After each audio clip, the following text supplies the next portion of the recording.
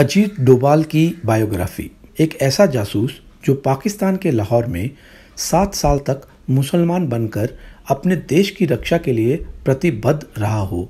वह भारत के ऐसे एकमात्र नागरिक हैं जिन्हें शांति काल में दिए जाने वाले दूसरे सबसे बड़े पुरस्कार कीर्ति चक्र से सम्मानित किया गया। आज हम बात कर रहे हैं केरल कैडर के 1968 बैच के आईपीएस श्री अजीत डोभाल की, जो 1972 में भारतीय खुफिया एजेंसी आईबी से जुड़े।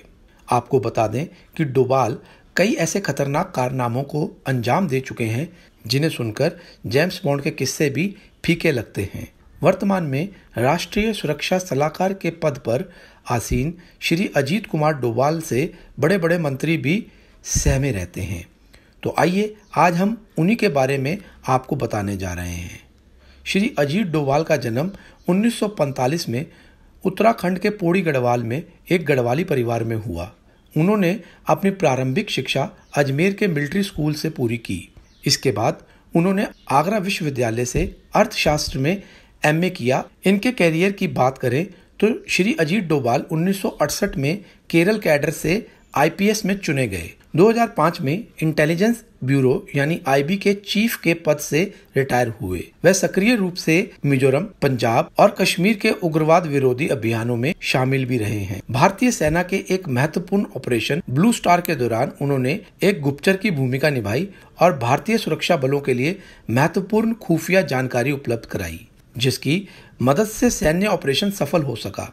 जब 1999 में इंडियन एयरलाइंस की उड़ान IC-814 को काठमांडू से हाईजैक कर लिया गया था, तब उन्हें भारत की ओर से मुख्य वार्ताकार बनाया गया था। बाद में इस फ्लाइट को कंधार ले जाया गया था और यात्रियों को बंधक बना लिया गया था। कश्मीर में भी उन्होंने उल्लेखनीय काम किया था और उग्रवादी संगठनों में घुसपैठ कर ली थी। उन्होंने उग्रवादियों को ही शांति रक्षक बनाकर उग्रवाद की धारा को मोड़ दिया था। उन्होंने एक प्रमुख भारत विरोधी उग्रवादी कूका पारे को अपना सबसे बड़ा भेदिया बना लिया था। 80 के दशक में वह उत्तर पूर्व में भी सक्रिय रहे।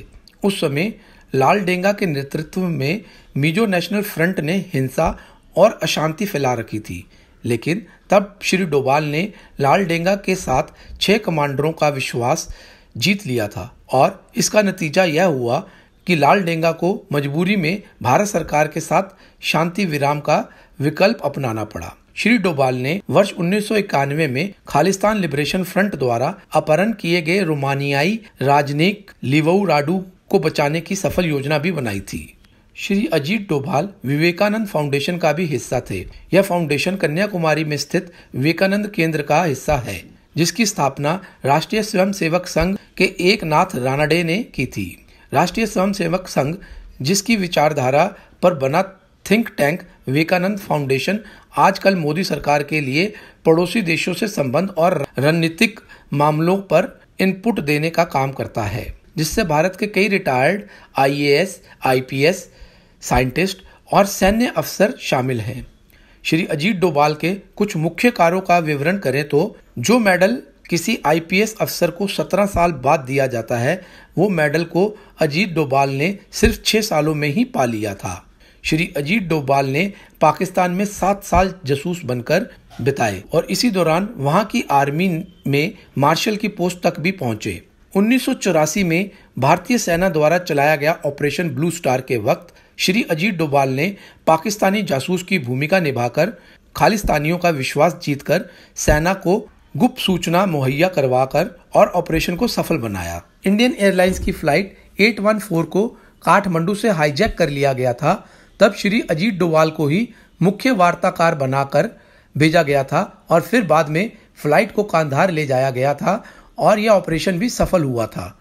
बलूचिस्तान में रॉ को फिर से एक्टिव करके उन्होंने अंतर्राष्ट्रीय मुद्दा बनाया।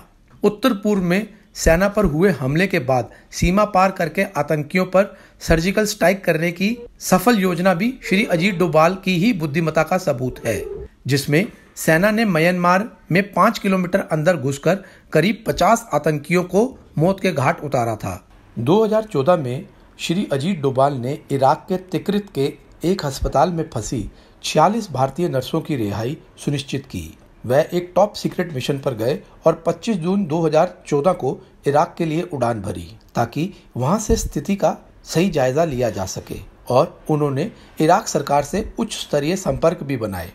5 जुलाई 2014 को नर्सों को भारत वापस लाया गया। कश्मीर घाटी में आतंक के पर्याय बने हिजबुल कमांडर रियाज नाइकू को मार गिराने का ऑपरेशन जैकबूट भी इनकी एक बड़ी सफलता है।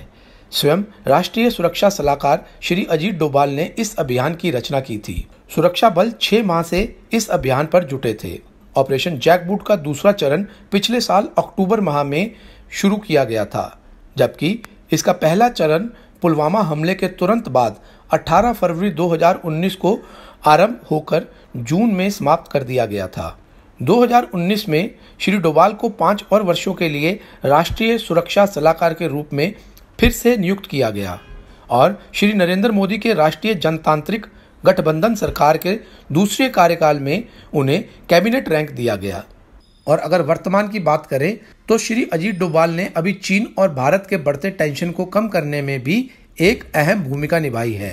एक ऐसे व्यक्ति जिसने अपने देश के लिए इतना कुछ किया हो, उन्हें हम दिल से सलाम करते हैं और उम्मीद करते हैं कि आने वाले वक्त में श्री अजीत डोभाल जैसे कई चेहरे हमारे सामने आएंगे। तो इसी के साथ मैं लेता हूं अब आपसे अलविदा और मिलूंगा अगले वीडियो में इसी प्रकार के रोमांचक फैक्ट्स के साथ। तब तक के लिए देखते रहिए इंडिया हॉट टॉपिक्स। धन्यवाद।